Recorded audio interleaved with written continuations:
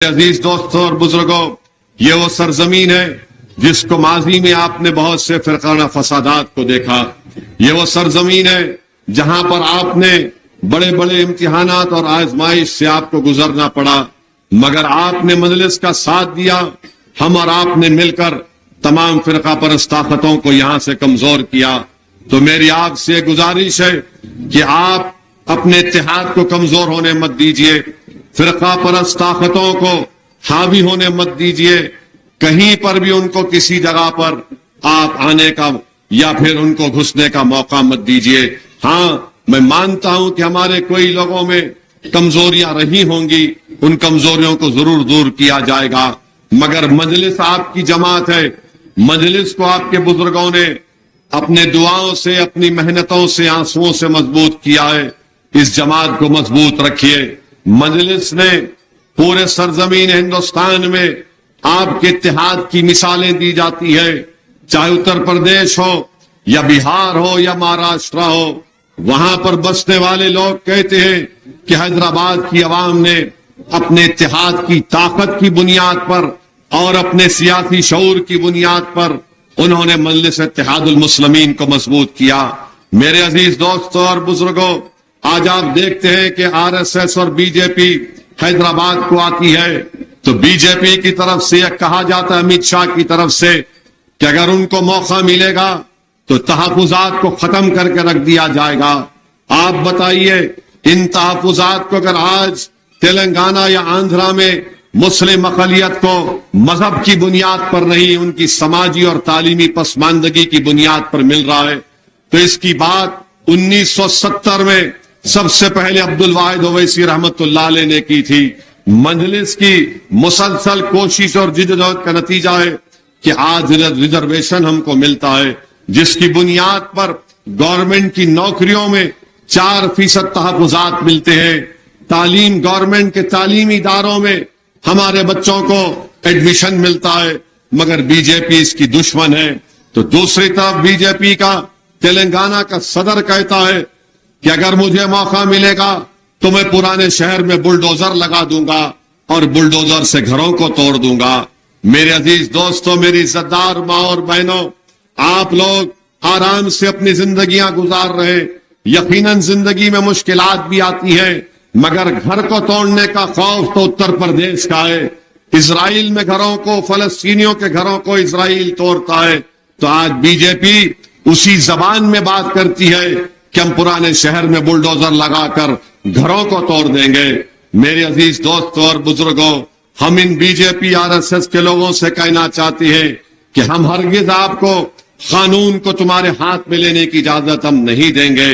تم بلڈوزر چلانے کی بات تو کر سکتے ہو، مگر جب اگر تم عمل کرنے کا یہ شیطانی ارادہ کرو گے تو پھر تم کو مجلس اتحاد المسلمین تمہارے سامنے کھڑی بھی نظر آئے گی۔ میرے عزیز دوستوں اور بزرگوں، حیدرآباد میں جو امن ہے، 9 سال سے حیدرآباد میں اور ٹپا چبودرا کے علاقے میں، کشن نگر کے علاقے میں، یوسف نگر کے علاقے میں، گنج شہیداں کے علاقے میں، علی نگر کے علاقے میں یا کہیں پر بھی ہو، یہاں پر فساد نہیں ہوا۔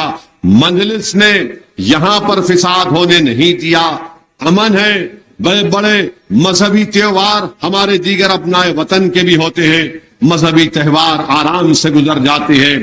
پچھلے مہینے عید میلاد النبی کا جلوس اور گنیش وسرجن کا جلوس ایک ہی دن آیا، تو میں سلام کرتا ہوں تمام لوگوں کو اور مجلس کے ذمہ داروں کو کہ فیصلہ لیا گیا کہ میلاد کا جلوس 2 دن کے بعد نکالا جائے گا، مگر ہمارے ہندو بھائی اپنا گنیش کا جلوس نکال سکتے ہیں۔ میرے عزیز دوستوں اور بزرگوں، یہی چیز کانگریس اور بی جے پی کو پسند نہیں آتی کہ آخر کیسے ان لوگوں نے ان تمام چیزوں کو کامیابی سے طے کر لیا۔ میرے عزیز دوستوں اور بزرگوں، یہی دشمنی ہے مجلس اتحاد المسلمین سے کہ ہم یہاں پر ہندو مسلمان کے فساد ہونے نہیں دے رہے۔ ہماری پوری کوششیں یہی رہی ہیں۔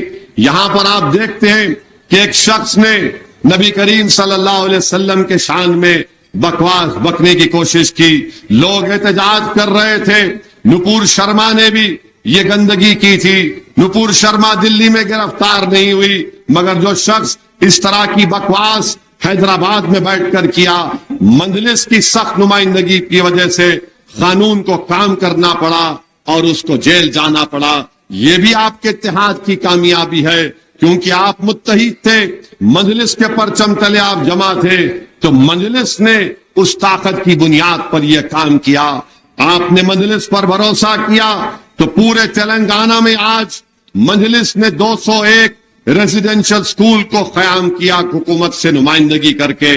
ان 201 ریزیڈینشل اسکول میں 2 لڑکیوں کے اور 2 بچوں کے ریزیڈینشل اسکول حلقہ اسمبلی نامپلی میں کام کر رہے ہیں.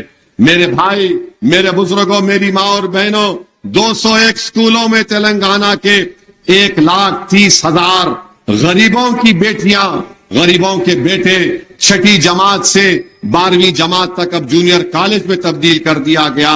80,000 پڑھ کر نکل گئے. پوری دنیا کہتی ہے کہ بھارت میں مسلمان اگر پیچھے ہے تو اس کی وجہ یہ ہے کہ تعلیم میں ان کا مقام یا ان کا حصہ نہیں ہے, مگر مجلس نے غریبی کو سامنے آنے نہیں دیا اور ان بچوں کی, بیٹیوں کی تعلیم کے لیے ریزیڈینشل اسکول کا انتظام کیا. مجلس نے 2005 سے جتنے گورنمنٹ کے اردو میڈیم اسکول ہیں وہاں پر ایجوکیشن کٹ مجلس دیتی ہے. ہر سال ہم لوگ 18,000 اردو میڈیم گورنمنٹ کے اسکول میں پڑھنے والے بچے بچیوں کو یہ بیگ دیتے ہیں. ہر سال ہم لوگ قریب 70-80 لاکھ اس میں خرچہ آتا ہے.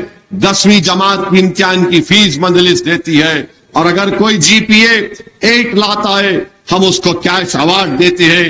کہ گورنمنٹ اسکول میں 100% اگر SSC کا رزلٹ آتا ہے تو ہیڈ ماسٹر اور ٹیچروں کو ہم نقد رقم دیتے ہیں. یہ کام مجلس کر رہی ہے. آپ نامپلی کے کسی گورنمنٹ اسکول میں جا کر دیکھیے, حالیہ دنوں میں مجلس نے خاص طور سے بچیوں کے گورنمنٹ اسکول میں ہم نے ٹوائلٹ بنایا. مجلس نے اپنی رقم سے. اسکول میں بچوں کے پاس بیٹھنے کو ٹیبل چیئر نہیں تھے, کئی اسکولوں میں مجلس نے گورنمنٹ کے اسکولوں میں ٹیبل چیئر ڈلوایا. پینے کا پانی نہیں تھا تو وہاں پر پینے کا پانی کا انتظام کروایا. آپ کو یہ اس لیے کہہ رہا ہوں کہ آپ کو معلوم ہو سکے کہ مجلس نے یہ کام کیا ہے. تو میرے عزیز دوستوں اور بزرگوں, پھر میں آپ کو یہ بھی بتانا ضروری سمجھتا ہوں کہ پچھلے 9 سال میں اذان ہو رہی, ایک اذان کے لیے رکتے ہیں پھر میں جاری رکھتا ہوں.